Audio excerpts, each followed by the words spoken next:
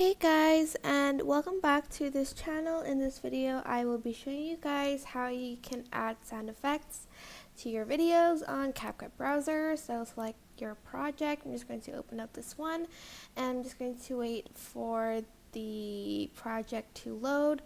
It takes a couple of minutes for it to load like the video and the imported media.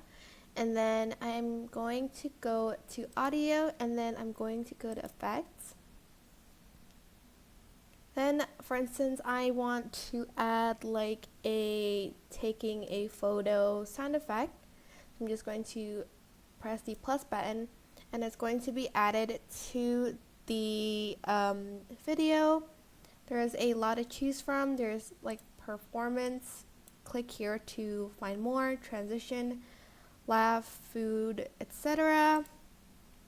And then as you can see, you can edit the audio here. And then that is basically how you can add a sound effect on CapCut browser. I hope this tutorial was helpful for you guys. Don't forget to like, comment, share, and also subscribe to this channel if you haven't done that. If you have any questions, just leave it in the comment section and down below and I will try my best to answer them all. Thank you so much for watching. Bye!